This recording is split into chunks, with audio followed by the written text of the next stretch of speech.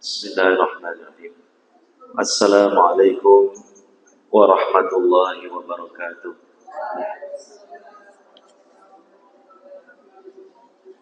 Alhamdulillahirabbil alamin.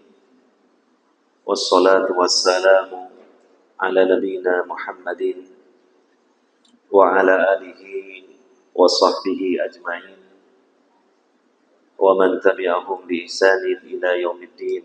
Amma ba'd. Para ibu dan akhwat sekalian yang semoga senantiasa dirahmati dan diberkahi oleh Allah Subhanahu wa taala. Alhamdulillah, pada kesempatan duha di hari ini kita dapat hadir di masjid dan di majelis ilmu ini, dan yang utamanya apa yang kita lakukan di majelis ini adalah melaksanakan salah satu dari perintah-perintah Allah Subhanahu wa taala, yaitu menuntut ilmu, mempelajari agama Islam yang bersumber dari Al-Quran dan Sunnah Nabi Sallallahu Alaihi Wasallam. Maka teriring harapan dan juga tentu niat kita yang ikhlas karena Allah Subhanahu wa taala, semoga Allah Subhanahu wa taala menerima ibadah kita ini dan memberikan untuk kita ganjaran yang besar. Para ibu dan saudari sekalian yang dimuliakan oleh Allah Subhanahu wa taala, materi yang kita bahas masih tetap membahas tentang jati diri wanita muslimah, dan masih membahas bab tentang kewajiban seorang wanita muslimah terhadap suaminya. Jadi posisi seorang wanita muslimah sebagai istri yang ideal dalam perspektif syariat Islam.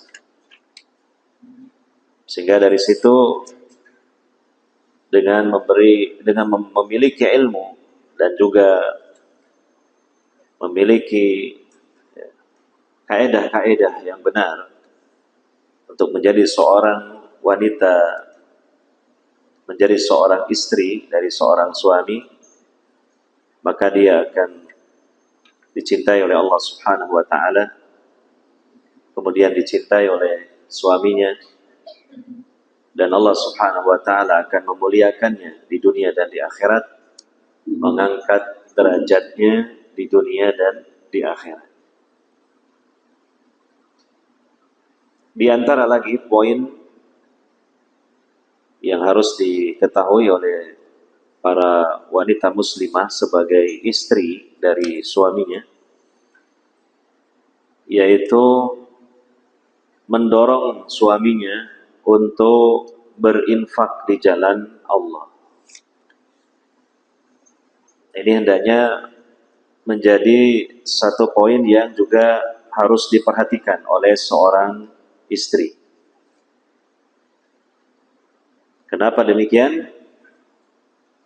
Karena semua manusia, bisa dikatakan demikian, itu sangat cinta dengan harta.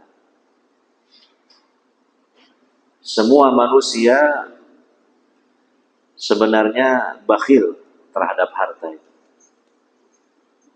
Allah menyatakan di dalam Al-Quran, wa tuhibbunal mala hubban jamma, dan kalian itu amat sangat cinta kepada harta. Nah, lebih-lebih mohon maaf, wanita dibanding laki-laki kecenderungannya lebih kuat lagi kepada harta. Ya. Dan ketika seorang wanita berada dalam mahligai rumah tangga bersama suaminya, yang tentunya juga Allah Subhanahu wa taala anugerahkan harta kepada mereka, bahkan juga dilebihkan mungkin, ya, diberi kelebihan harta oleh Allah Subhanahu wa taala, maka seorang wanita muslimah yang solehah, dia belajar dan berusaha untuk mendukung suaminya apabila berinfak di jalan Allah Subhanahu wa taala, karena watak laki dan wanita itu rata-rata memang bakhil dan sangat cinta dengan harta, lebih-lebih lagi ada pada seorang wanita. Sehingga jangan sampai ketika seseorang ini mau berinfak, ditambah lagi pengaruh bisikan teman dekatnya, yaitu istrinya juga, yang kemudian mempengaruhinya untuk tidak mengeluarkan harta di jalan Allah, maka akhirnya tidak jadi, ya, suami itu berinfak di jalan Allah. Padahal berinfak di jalan Allah adalah ibadah yang agung. Bahkan infak atau sedekah itu ada dua macam, ada yang wajib, ada yang sunnah. Nah, ketika infak itu yang sunnah, maka ketika dia tidak jadi infak, dia tidak dapat pahala tapi tidak berdosa. Namun celakanya ketika infak itu adalah jenis yang wajib seperti zakat, ya, kemudian tidak jadi padahal ada kemampuan, maka jatuhlah ke dalam perbuatan dosa. Nah, ini juga titiknya itu ada juga pada seorang wanita, ada pada istri, karena dia adalah bendahara rumah tangga, ya. Dan secara umum, bukan semuanya, secara umum kecenderungan cinta kepada harta ada pada wanita. Maka ketika seorang wanita ini dia, ya, telah mampu untuk mengenyahkan kebakhilan di dalam hatinya, bahkan kemudian mendorong dan memotivasi suaminya untuk berinfak di jalan Allah, maka ini tentu suatu kebaikan yang besar. Dan di samping suaminya yang berinfak mendapatkan pahala, juga istrinya mendapatkan pahala. Karena apa? Karena dia mendukung, karena dia ta'awun, bekerja sama dengan suaminya dalam kebaikan dan ketakwaan. Dan ini diperintahkan oleh Allah Subhanahu wa taala tentang ta'awun. Allah berfirman, wa ta'awanu 'alal birri wat taqwa, dan saling tolong-menolonglah kalian dalam kebajikan dan ketakwaan. Sehingga seseorang yang mendukung, yang menolong dalam satu kebaikan, sekalipun tidak langsung dia yang melakukan, maka dia pun mendapatkan bagian pahalanya. Ya. Nah, ini hal yang penting untuk diperhatikan oleh seorang wanita muslimah atau posisinya sebagai seorang istri dari suaminya. Sebagaimana teladan yang terbaik, ya, dalam masalah pelaksanaan agama adalah apa yang ada pada kaum as-salafus saleh, ya, yaitu pada para sahabat Nabi Sallallahu Alaihi Wasallam, baik laki-lakinya maupun wanitanya. Seperti contohnya disebutkan dalam riwayat apa yang dilakukan oleh Ummu Dahdah. Suatu ketika suaminya pulang dan menemui Ummu Dahdah dan mengatakan kepada Ummu Dahdah bahwa dia telah menyedekahkan sebagian besar hasil kebun kurmanya. Jadi sebagian besar hasil dari kebun kurmanya itu disedekahkan. Ternyata bagaimana respon Ummu Dahdah sebagai istrinya ini? Ya, luar biasa. Malah mendukung dan mendoakan supaya infak yang dilakukan oleh suaminya itu mendapatkan pahala yang besar dari sisi Allah Subhanahu wa Ta'ala. Dia mengatakan, semoga perniagaanmu itu mendapatkan keuntungan. Semoga perniagaanmu itu mendapatkan keuntungan. Jadi menyebut dengan perniagaan atau jual beli, ya karena Allah pun di dalam Al-Quran membahasakan bahwa orang yang menginfakkan sebagian hartanya di jalan Allah sama dengan berjual beli dengan Allah. Ya. Jadi seseorang yang berinfak, dia membeli surga Allah dengan infaknya itu. Maka siapa yang berjual beli dengan Allah tidak akan pernah mengalami kerugian. Pasti akan mendapatkan keberuntungan yang besar. Ya, karena apa? Sesuatu yang kemudian diserahkan di jalan Allah dibandingkan dengan balasan dari Allah jauh lebih hebat balasannya. Itulah perniagaan dengan Allah. Beda perniagaan antar manusia. Terjadi tukar menukar antara uang dengan barang atau jasa, itu biasanya sepadan nilainya. Ya. Kita membeli misalnya beras 1 kilo berapa ribu gitu, itu sepadan harga beras dengan uangnya. Ya. Tapi kalau berjual beli dengan Allah sebenarnya tidak sepadan.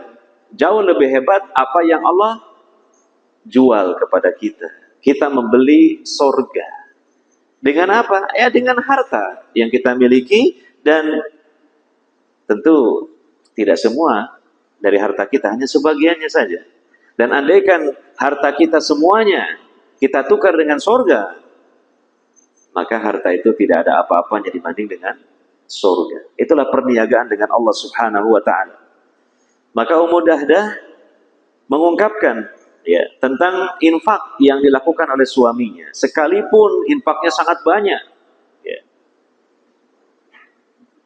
Jadi dari hasil panen kebun kurmanya itu sebagiannya malah diinfakkan, disodakokan untuk fakir miskin dan yang lainnya.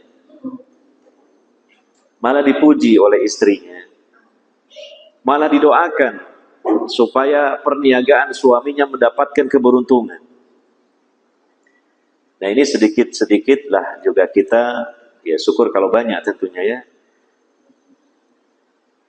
terinspirasi dan termotivasi oleh ibadah-ibadah yang dilakukan oleh kaum as-salafus saleh dari kalangan para sahabat Nabi Sallallahu Alaihi Wasallam, baik dari kalangan laki-lakinya maupun wanitanya, dan terkhusus bagi para wanita muslimah tentu hendaknya mengikuti jejak yang dilakukan oleh para sahabat wanita yang ada di sekeliling Nabi Sallallahu Alaihi Wasallam. Ya. Kemudian setelah Ummu Dahdah itu memuji dan mendoakan suaminya, hal tersebut kemudian didengar oleh Nabi SAW. Ada yang memberitakan kepada Nabi SAW. Ada yang melaporkan kepada Nabi SAW bahwa sikapnya Ummu Dahdah yang luar biasa itu. Ya, ketika tahu kalau suaminya telah berinfak dalam jumlah yang sangat besar, maka Nabi SAW merasa bergembira. Dan juga beliau mengatakan, berapa banyak pelepah kurma yang bergantung di sorga bagi Abu Dahdah. Jadi ini suatu ungkapan juga dari Nabi SAW bahwa dengan sebab infaknya itu Allah Subhanahu wa Ta'ala gantikan dengan yang lebih baik lagi berupa sorga dengan berbagai kenikmatan-kenikmatannya. Dan diantaranya di dalam sorga ada pohon-pohon kurma dengan kurmanya yang istimewa. Nah, jadi kita para ibu dan saudari sekalian, ya, posisi Anda ketika menjadi seorang istri, dukung ya, suami yang berinfak di jalan Allah Subhanahu wa Ta'ala. Bukan malah menghalangi. Ya. Atau ketika tahu suaminya telah berinfak malah tidak senang, bermuka masam cemberut dengan mengatakan mas, kok malah dikasihkan orang lain, nah, kan carinya susah, nah, ya kan? Selama infaknya itu sesuai dengan ukuran dan takaran syariat, tidak berlebihan, ya, dan juga telah menunaikan hak-hak yang harus didahulukan dalam infaknya, ya, untuk istrinya, untuk anaknya, untuk keluarganya, untuk orang tuanya misalnya, dan ternyata masih ada kelebihan harta, lalu sang suami itu menginfakkan hartanya di jalan Allah, maka hendaknya seorang wanita muslimah yang menjadi istrinya mendukungnya, merasa senang dan bersyukur kepada Allah Subhanahu wa taala bahwa Allah menganugerahkan untuknya seorang suami yang gemar berinfak di jalan Allah Subhanahu wa taala. Ya. Istri mendukung suami dalam berinfak di jalan Allah. Istri juga dapat pahala.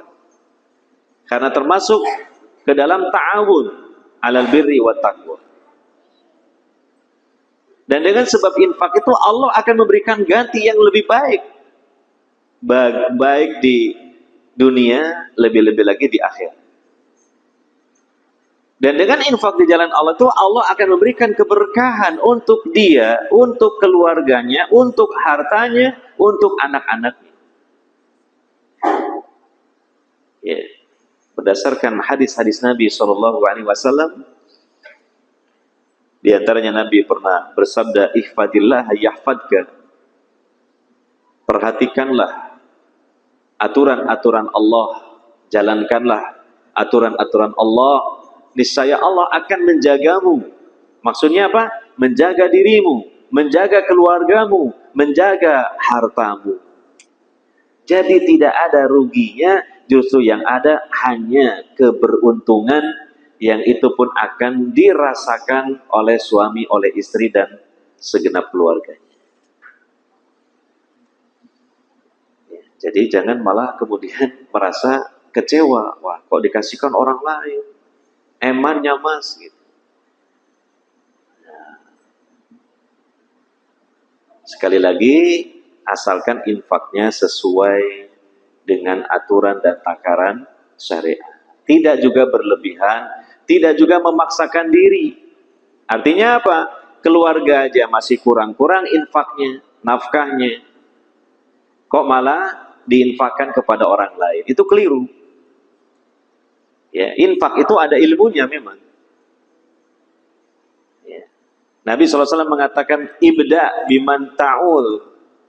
Kalau kamu mau menginfakkan hartamu, menyedekahkan hartamu, mulailah dari orang-orang yang menjadi tanggunganmu.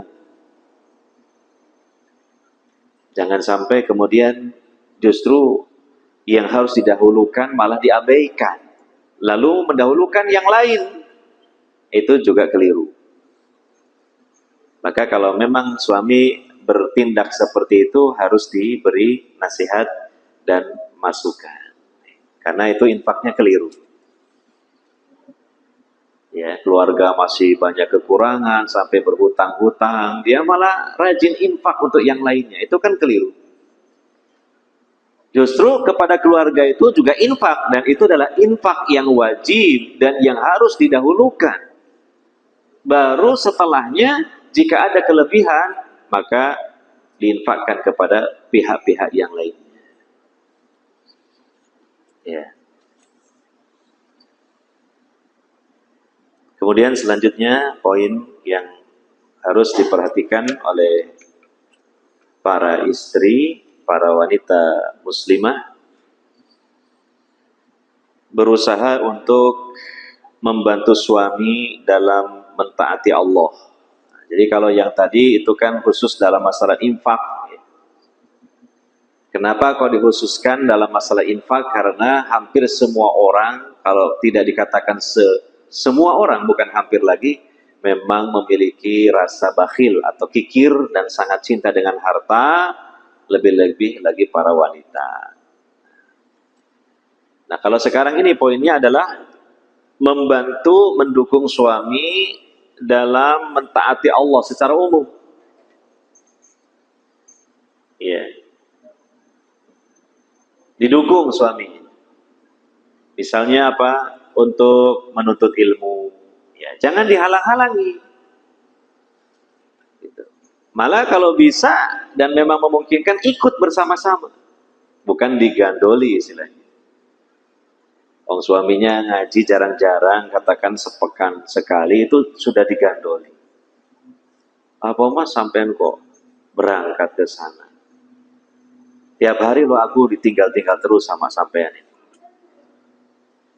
Nah, padahal kan ngaji cuma sepekan sekali, itu pun cuma berapa menit lah gitu, tidak lama-lama. Maka hendaknya istri merelakan suaminya berangkat untuk menuntut ilmu. Bahkan kalau memang memungkinkan, ikut juga bersama-sama dengan suami hadir di majelis ilmu supaya sama-sama dapat ilmunya. Ya, atau setidaknya tidak menghalangi, malah mendukung dan merasa senang. Alhamdulillah, saya dianugerahi Allah seorang suami yang soleh. Karena ciri seorang insan yang soleh-soleha itu adalah cinta ilmu. Ya. Senang hadir di majelis ilmu. Dan sebaliknya, ciri seseorang itu tidak soleh, itu tidak senang dengan ilmu dan tidak senang hadir di majelis ilmu. Kok bisa? Apa alasannya? Iya, Nabi SAW bersabda, "Man yuridillahu bihi khaira yufaqihu fid-din." Barang siapa yang Allah kehendaki seseorang menjadi baik, maka Allah akan pahamkan dia dalam agamanya. Allah berikan kepadanya tambahan ilmu. Karena tidak mungkin seseorang menjadi baik tanpa modal ilmu. Ilmu agama. Agama Islam yang bersumber dari Al-Quran dan Sunnah Nabi SAW. Toh ketika suaminya dia memiliki ilmu yang cukup, kan juga kebaikannya akan mengimbas kepada istri, akan dirasakan oleh istrinya. Ya. Suami menuntut ilmu, dia juga menjadi tahu kewajiban-kewajibannya sebagai suami terhadap istrinya. Bagaimana menjadi seorang suami yang ideal, kan begitu. Itu didapatkan di majelis ilmu. Dia akan semakin lebih sayang, semakin bertanggung jawab kepada keluarganya. Karena di dalam ilmu diajarkan seperti itu. Nabi SAW mengatakan, kullukum ra'in wa kullu ra'in mas'ulun an ra'iyati. Semua kalian adalah pemimpin dan semua pemimpin akan dimintai pertanggungjawaban atas yang dipimpinnya. Itu di mana didapatkan? Di majelis ilmu. Dan suami takut kalau berbuat dolim kepada istrinya. Dari mana itu? Dari ilmu yang dia dapatkan di majelis ilmu. Ya. Jadi jangan dihalang-halangi, bahkan didukung suami ketika cinta dan senang hadir di majelis ilmu. Insya Allah kalau ibu-ibu dan saudari di sini, insya Allah pasti senang dan mendukung. Karena apa? Bahwa ibu-ibu dan saudari saja senang hadir di majelis ilmu. Tentunya juga senang suaminya untuk sama-sama juga hadir di majelis ilmu. Bahkan mungkin kebalikannya, justru akan mengeluhkan, Pak Ustadz, saya ini sudah rajin ngaji, senang ngaji, tapi sayang suami saya belum mau. Nah, kan gitu yang terjadi. Maka yakin saya, insya Allah, kalau para ibu dan saudari di sini justru mendukung, bahkan mengajak suaminya untuk bisa seringlah hadir di majelis ilmu, karena ilmu itulah menjadi ya titik tolak seseorang untuk menjadi baik atau menjadi lebih baik lagi. Nah, maka bagi para istri yang mendukung dapat pahala juga, iya dapat pahala.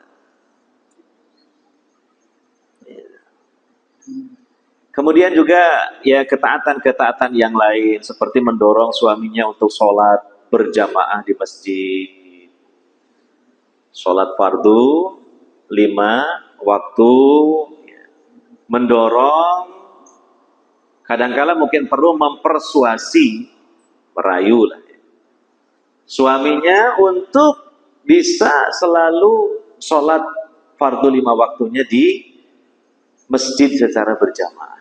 Karena itu yang paling utama. Bahkan sebagian ulama mengatakan wajib hukum. Dan juga ibadah-ibadah yang lainnya. Ya.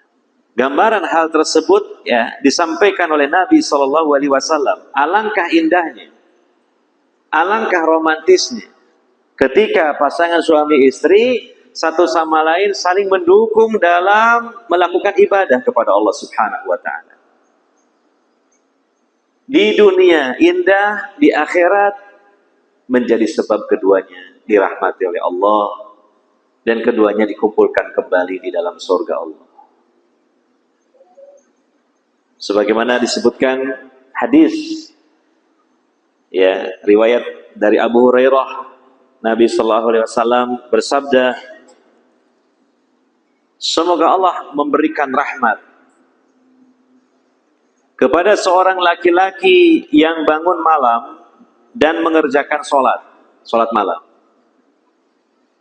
Kemudian dia membangunkan istrinya untuk mengerjakan sholat malam. Apabila istrinya tidak mau, suami akan memercikkan air ke wajahnya. Gitu. Jadi suami itu ya kalau memang ya cita-citanya pengen masuk surga, jangan masuk surga sendirian. Raih tangannya istri untuk bersama-sama digandeng, diajak menuju surga. Nah gitu. Makanya istri boleh protes sama suami. Kalau suami itu ya ibadahnya itu mikir sendiri aja, ngaji sendiri, sholat malam sendiri, puasa sunnah sendiri, jenengan bisa protes, bisa nuntut. Ya, Mas, sampean ibadah tekunnya Mas, pengen masuk surga. Iya deh, aku juga kepingin Mas masuk surga. Ajaan aku ini, gandeng tanganku ini bersama-sama sampean untuk masuk surga. Maka digambarkan oleh Nabi Shallallahu Alaihi Wasallam keromantisan yang sifatnya ini dalam hal ibadah, yang indah sebenarnya ini, melebihi dari yang lain. Ketika suami bangun malam, lalu dia sholat malam, dia lihat istrinya masih tidur. Maka dia pun ingin supaya istrinya bisa melaksanakan sholat malam seperti dia. Maka didekatilah istrinya itu, ya dibangunkan dengan perlahan, dengan lemah lembut. Di sini Nabi menggambarkan dengan memercikkan air ke wajahnya. Ya namanya memercikkan air itu berarti kan sedikit airnya. Bukan satu gelas disok ke wajahnya, itulah namanya perbuatan aniaya. Diperciki sedikit, kan ada terasa di wajah, kulit wajah itu sensitif ya. Apalagi di waktu malam, kena sedikit percikan air, terasa dingin. Biasanya bangun orang itu. Nah, setelah bangun, diajak untuk sholat malam. Boleh sholat sendiri-sendiri, boleh berjamaah. Dan itu dikatakan oleh para ulama fikih sesekali boleh sholat malam berjamaah bersama keluarga di rumah. Ya suami jadi imamnya. Suami jadi imamnya karena tidak boleh seorang wanita mengimami laki-laki. Ya, jadi seorang laki-laki yang mengimami wanita, suami mengimami istri.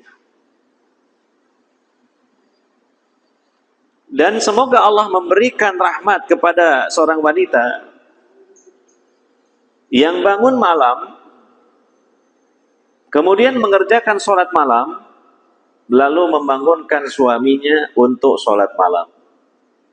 Apabila suaminya itu tidak mau, maka dia memercikkan air ke wajahnya. Ya sama-sama. Ini namanya saling bahu-membahu dalam melaksanakan ibadah kepada Allah Subhanahu wa Ta'ala. Gitu. Berarti dari hadis ini juga dapat diambil kesimpulan wanita juga seorang istri hendaknya mendukung suaminya di dalam mentaati Allah Subhanahu wa taala. Sehingga mahligai rumah tangga yang dibangun, dibina oleh keduanya ini betul-betul menjadi sebab kebaikan dunia dan akhirat. Bukan cuma dunia saja, tapi juga akhirat. Itu yang lebih utama bahkan. Kehidupan rumah tangga yang dibangun semakin menguatkan dua-duanya untuk menjadi hamba-hamba Allah yang taat. Inilah keberkahannya di sini.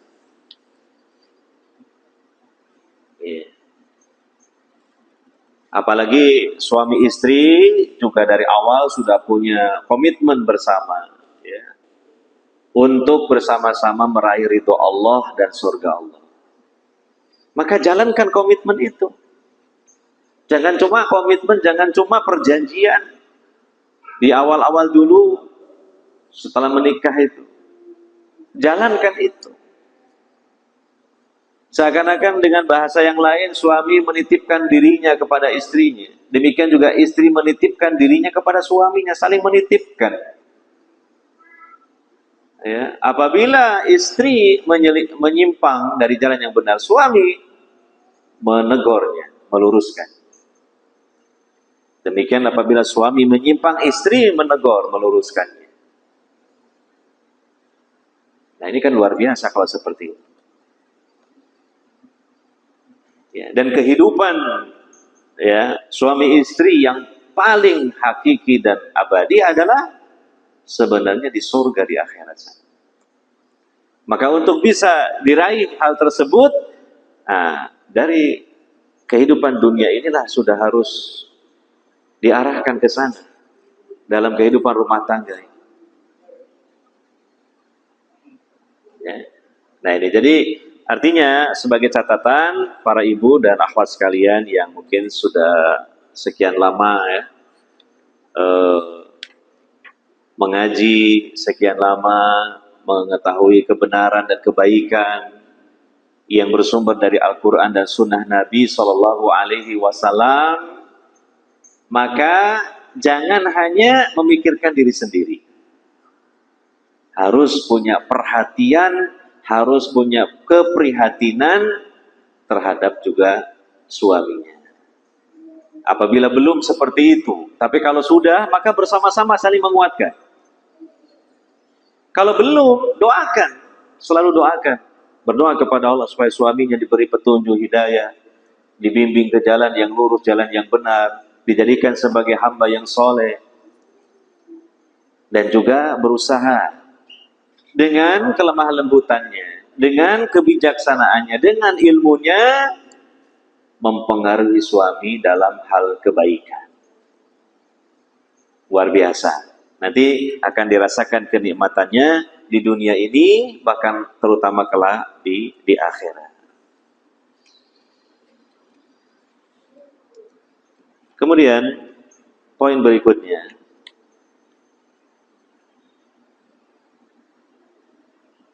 yang juga tidak kalah pentingnya untuk diperhatikan oleh seorang istri, ya, berusaha untuk menarik hati suaminya, sehingga suaminya itu merasa senang berada di sampingnya, merasa tenang hidup bersamanya, dan merasa bahagia dapat menemaninya. Ya. Istilahnya itu oleh para ulama, istri harus berusaha tampil cantik di depan suami. Cantik itu ada dua. Pertama cantik batinnya, yang kedua cantik lahirnya. Dan yang diutamakan adalah yang pertama dulu, cantik batinnya. Artinya memiliki perangai yang menyenangkan, ya, penuh simpatik dari suaminya. Ya, tutur kata yang lembut, yang sopan, kan gitu. Tidak meninggikan volume suaranya di atas volume suara suaminya. Jangan terlalu banyak berbantah-bantah dengan suami. Kalau ada perselisihan itu, janganlah suka tergesa-gesa masuk ke temanya berbantah-bantahan, bukan. Tapi mungkin menyampaikan argumentasi, menyampaikan ilmu, menyampaikan masukan. Bermusyawarah dengan suami. Jadi bahasanya ya pandai-pandai mengemas kata-kata. Mas, saya bukan membantah panjenengan, cuma mari kita bermusyawarah dalam masalah ini, mencari keputusan dan solusi yang terbaik. Nah, kan enak ya kalau seperti itu mukadimah. Jadi jangan langsung nyerekal, istilahnya orang Jawa itu. Jangan langsung nyerekal. Apalagi dalam perkara yang penting sekali menyangkut kehidupan rumah tangga. Ini kecantikan batin. Nah, ini yang dimaksud tadi. Menarik di hadapan suami itu maksudnya kecantikan batin. Itu nomor satu. Lebih utama daripada kecantikan lahir. Iya. Dan akan semakin memperindah kecantikan lahirnya ketika batinnya cantik. Ya. Itu yang memang pastilah semua laki-laki akan sepakat dengan hal ini. Bahwa jika seorang istri ini lemah lembut, sopan, kemudian senantiasa murah senyum, tidak mahal senyumnya, berusaha senyum di tanggal berapapun, bukan cuma di tanggal muda saja. Sebenarnya tanggal tua juga senyum, kan sebentar lagi tanggal muda. Dapat gaji ya. Ya, tapi bukan karena itulah. Artinya berpenampilan menarik, senyum itu kepada siapapun. Ya, kalau wanita kepada sesama wanita kan sedekah. Sedekah itu. Dapat pahala. Tabassumuka fi wajhi akhika laka sedekah. Senyummu di hadapan saudaramu atau senyummu di hadapan saudarimu untuk wanita itu dinilai sedekah. Nah, apalagi untuk suami gitu. Masa untuk orang lain saja begitu mudahnya senyum, murah. Kok untuk suaminya kok mahal banget? Ya. Bermuka tegang, ya. Cemburu, ya, ya. Kenapa harus begitu? Berlatih, belajar ya. Ya untuk ya mungkin namanya manusia lah, kadang-kadang ada masalah-masalah sehingga agak berat senyum ya tidak masalah, namanya juga manusia, tapi jangan terus-menerus. Berusaha lagi lah untuk bisa mencairkan suasana ya. Kan juga toh ya nggak enak lah hidup bersama orang yang dekat tapi kita kok kayak ada jarak dan tidak cair, itu kan tidak nyaman juga kita. Sudahlah hidup ini banyak beban, kemudian muncul lagi beban-beban baru. Diperingan, dikurangi beban-beban hidup itu. Nah, itu. Ya. Dan kembali hati yang ikhlas, hati yang selalu mengharapkan ridho Allah dengan cara suami ridho kepada kita. Bagaimana caranya supaya suami ridho kepada istri ini, sehingga Allah pun ridho kepada sang istri.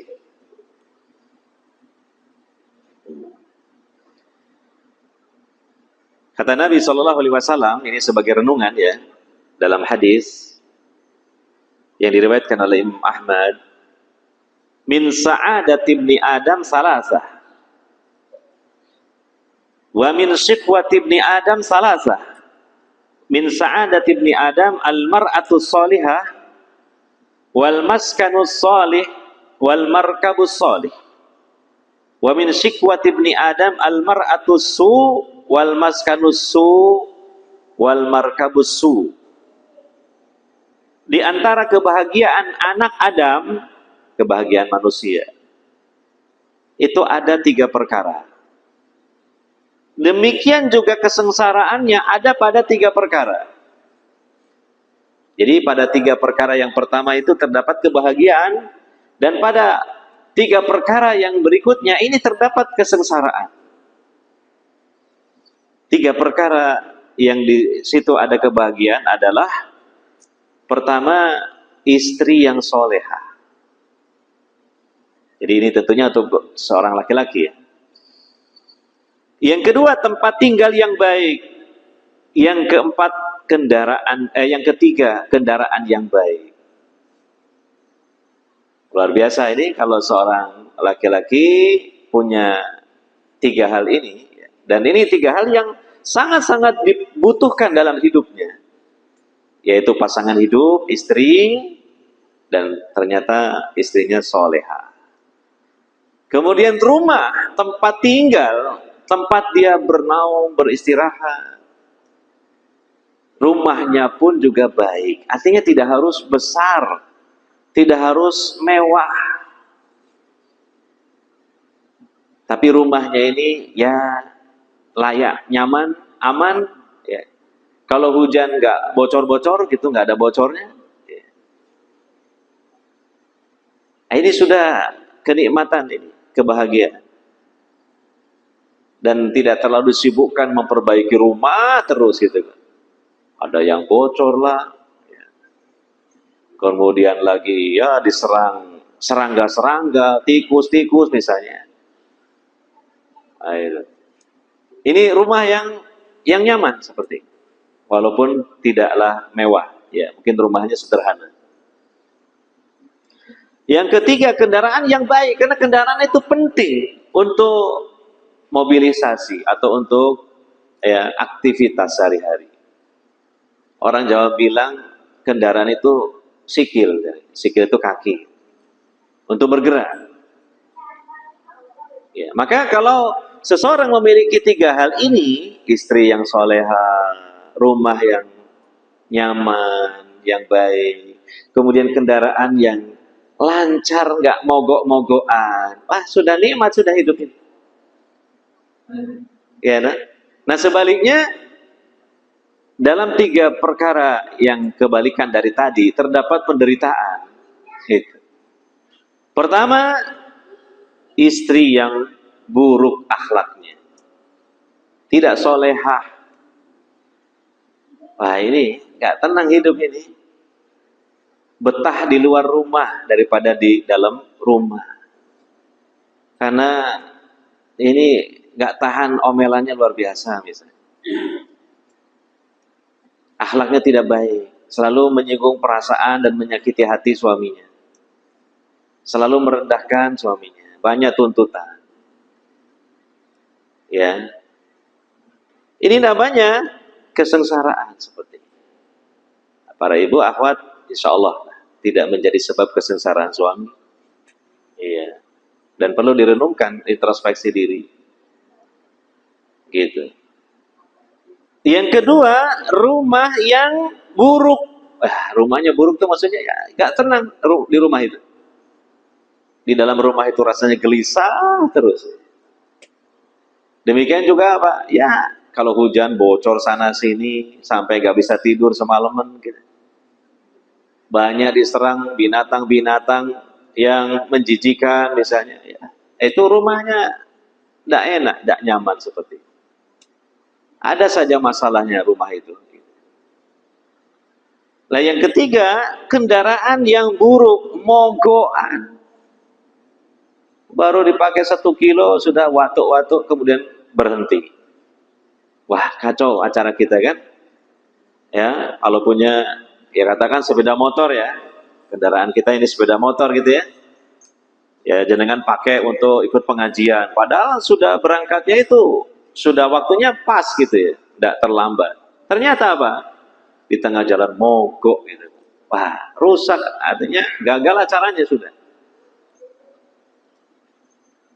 Karena mogok itu kan ya bingung, memperbaiki juga nggak bisa di jalan. Harus nuntun dulu cari montir tukang bengkel sepeda motor. Kadang jauh, nyampe pun harus ngantri. Sudah habis waktunya, nggak ngaji sudah. Gara-gara apa? Ya itu, kendaraannya mogok. Mogokan kendaraan. Ya, makanya ya alhamdulillah lah kalau kita itu punya kendaraan sudah nggak mogokan, bagus lagi. Ya yang penting nggak mogokan itu intinya. Gitu. Jadi sabda Nabi Sallallahu Alaihi Wasallam itu kalau kita renungkan, memang benar itu, benar. Sebaliknya para ibu ya tentu kebalikannya ya, memiliki suami yang jahat, suami yang akhlaknya buruk. Kalau ini kan dibahas seorang laki-laki lah. Bagi seorang wanita tentunya apa? Sebuah penderitaan dalam kehidupan di dunia ini kalau punya 3 hal. Suami yang jahat, wes jahat, pelit pisan. Aduh, yo kalau gak ono mendingi gitu ya. Itu. Kemudian rumah juga gitu, rusak-rusak terus rumahnya. Ya. Ada saja gangguannya di dalam rumah itu. Lah yang ketiga kendaraan yang mogokan. Ya berarti dari salah satu dari 3 perkara yang membahagiakan itu yang paling utama adalah istri yang soleha.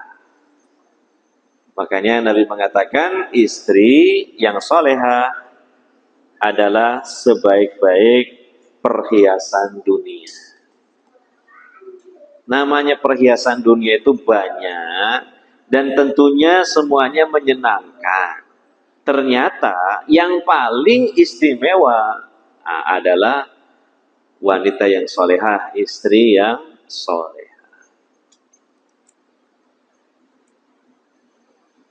Ya, belajar, berlatih dan mohon kepada Allah Subhanahu wa taala supaya dijadikan sebagai istri yang soleha.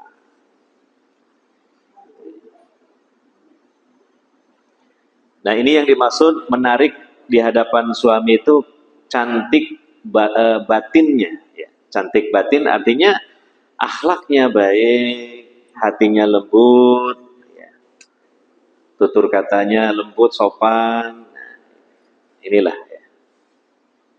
Dan sebagaimana yang dulu saya sampaikan di majelis ini, yang menjadi landasannya adalah mengharap ridho Allah, mengharapkan pahala dari Allah. Itu yang paling utama. Bukan menjadi yang utama adalah karena suami, bukan, karena Allah yang paling utama. Karena Allah. Itulah yang nantinya menjadi suatu ibadah yang Allah berikan pahala dan akan lebih diringankan nanti dalam melaksanakan. Diringankan. Karena apa? Kalau karena suami, namanya suami juga manusia. Kadang menyenangkan, kadang menjengkelkan, kadang membahagiakan, kadang mengecewakan. Namanya manusia, ada begitunya. Tapi Allah tidak akan pernah mengecewakan kita. Ya. Maka karena Allah itulah yang menjadi landasan utamanya. Itu. Poin berikutnya adalah, ya terakhir ini mungkin ya, berusaha untuk menarik di hadapan suami berupa kecantikan lahir, beauty ya, the beauty, kecantikan lahir. Jadi apa? Ya, senantiasa merawat tubuh, ya, bersih di hadapan suami, menghilangkan bau-bauan yang tidak sedap dari badan maupun dari pakaian. Rambut yang diatur tidak acak-acakan, ya. Demikian juga ya penampilan, kalau ingin berdandan silakan selama tidak berlebihan, berdandanlah untuk suami, bukan untuk orang lain. bukan untuk suami-suami orang lain. Ada sebagian wanita ya yang memang perangainya tidak baik, dia itu dandannya untuk orang lain, dandannya untuk suami-suami orang lain. Jadi kalau pas keluar rumah dia itu dandannya luar biasa, karena pengen dikatakan wah oleh orang lain. Tapi giliran di rumahnya, apalagi ketika tidur bersama suaminya, wah, penampilannya acak-acakan. Bahkan kalau malam hari sukanya pakai masker wajah. Ada bengkuang dideplok, kemudian dilaburno ke wajahnya. Masker bengkuang. Ini suami di sampingnya bingung, wajah juga tidak indah, bengkuang yang nempel di wajah juga mungkin saya makan. Tapi yang jelas bentuknya itu sangat menakutkan gitu. Jadi wajahnya dilabur bengkuang, nanti pas kedua mata biar dilobangi sama hidung dan mulut. Tidur sama suami semalaman. Nah, ini sering begitu. Ya kalau sesekali aja ya wajar lah. Terutama ketika istri sedang datang bulan misalnya, itu sesekali wajar. Tapi kalau selalu malamnya begitu, besoknya ada buah belimbing dideplok lagi, kemudian dilaburno lagi ke wajahnya. Besoknya lagi ada buah kurma dideplok lagi, dilaburkan lagi ke wajahnya. Nah justru saatnya ketika bersanding dengan suami, apalagi tidur, itulah saatnya seorang istri tampilkan puncak-puncaknya kecantikan di situ, berdandan yang luar biasa di situ. Pakai minyak wangi, malah di situ disunnahkan. Kalau keluar dari rumah itu diharamkan pakai minyak wangi bagi wanita. Tapi kalau di rumah, terutama di kamar bersama suami, itu sunnah pakai minyak wangi. Iya, dan ini dicontohkan oleh para wanita sahabat-sahabat Nabi SAW, termasuk yang sangat dikenal dalam riwayat itu apa yang dilakukan oleh Aisyah radhiyallahu anha. Beliau suka berdandan di hadapan Nabi SAW sebagai suaminya. Beliau mengenakan perhiasan-perhiasan yang dikenal di kalangan orang Arab ketika itu untuk para wanita. Ya, memakai pacar atau kutek untuk kuku boleh, asalkan tidak sampai menghalangi air wudhu ketika berwudhu. Ya. Memakai celak ismid sebelum tidur itu disunnahkan. Kata Nabi, memakai ismid, celak itu ya sebelum tidur disunahkan, terutama bagi para wanita. Karena apa? Akan membuat penglihatan menjadi terang dan dapat menyuburkan bulu-bulu mata. Dan wanita ketika memakai celak tampak semakin jelita matanya. Karena pusat kecantikan wanita itu tentu di wajahnya, terutama di matanya. Maka jika wanita mengenakan ismid atau celak, ini menambah kecantikannya, dan ini untuk suaminya. Gitu.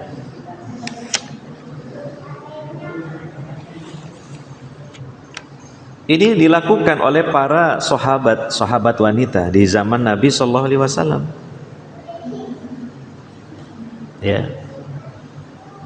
Makanya dalam hal seorang wanita dibolehkan berkabung ketika ada keluarganya yang meninggal, itu hanya sebatas 3 hari saja. Lebih dari 3 hari nggak boleh.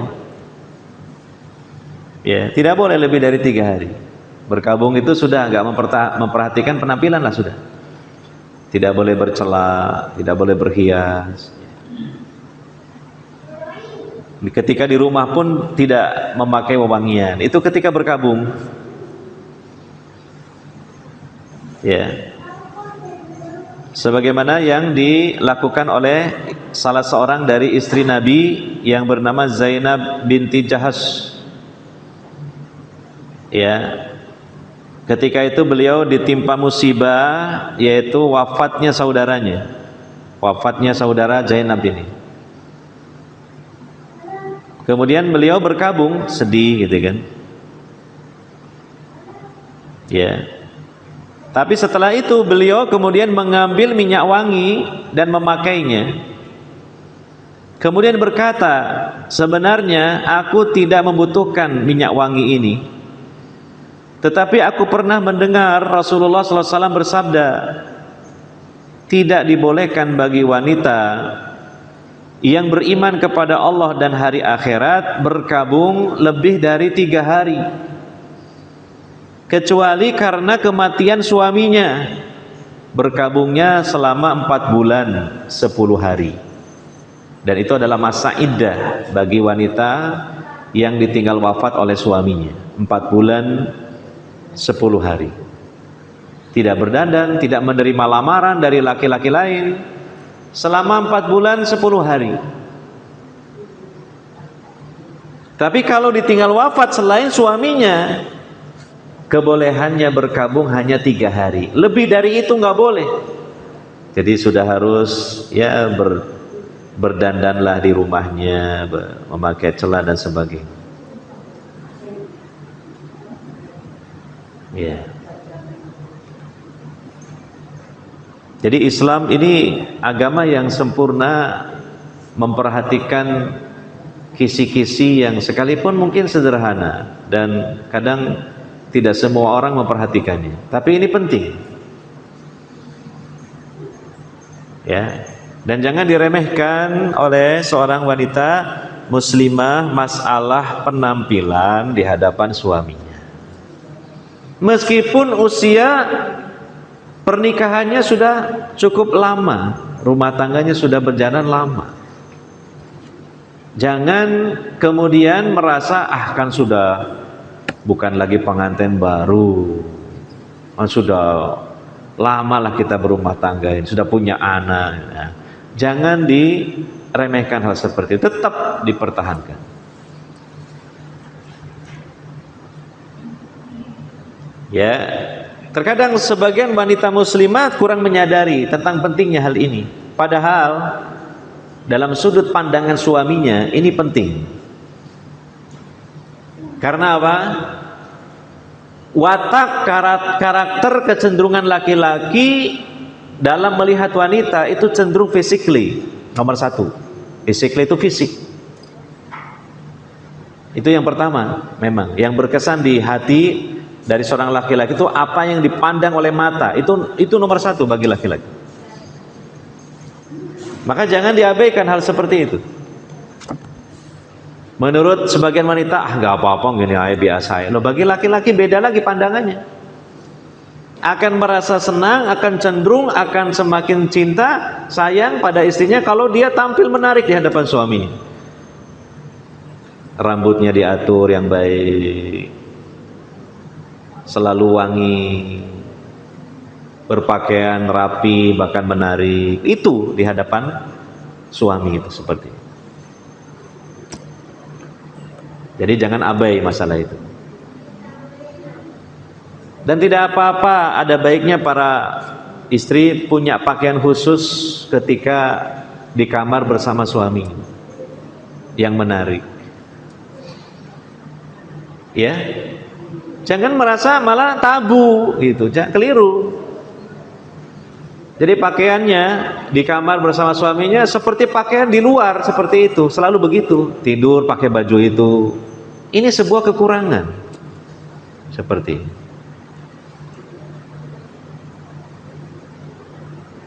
Anda adalah bidadari bagi suami Anda di dunia ini.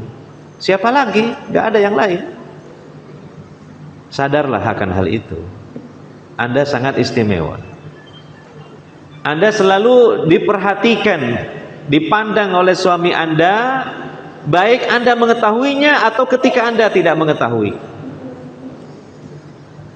Kan ada toh model laki-laki yang dia tidak langsung mengamati dan menilai istrinya dari sisi penampilan, tapi ternyata curi-curi pandang. Ketika istrinya sedang lalai lengah, dia pandang istrinya, dia nilai itu sebenarnya. Penilaiannya itu ada dalam hatinya. Gitu. Nah, ini para ibu dan akhwat sekalian, terutama yang bersuami, ya ini nasihat ya dalam agama kita, berusaha berpenampilan cantik. Nomor satu batin, itu nomor satu. Yang kedua kemudian lahir.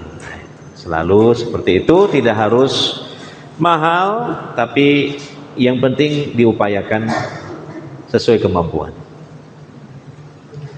Ya, demikian ya, karena kajian kita temanya itu ya, materinya itu ya tentu ya seperti itu ya. Pembahasannya mudah-mudahan menjadi ilmu, nasihat, masukan yang bermanfaat ya, khususnya untuk para ibu dan akhwat sekalian yang makom kedudukannya sebagai istri bagi suaminya. Mohon maaf dari saya bila ada hal-hal yang kurang berkenan di hati, dan semoga Allah Subhanahu wa taala senantiasa mencurahkan rahmat dan kebaikannya kepada kita sekalian dan selalu membimbing kita ke jalan yang diridhoinya. Sebelum diakhiri, mungkin ada pertanyaan, silakan ditanya.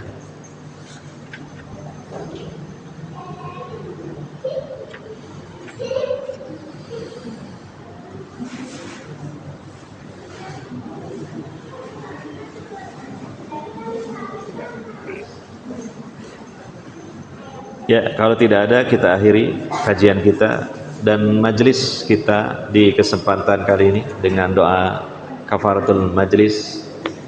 Subhanakallahumma wa bihamdika asyhadu an la ilaha illa anta astaghfiruka wa atubu ilaik. Walhamdulillahirabbil alamin. Wassalamualaikum warahmatullahi wabarakatuh.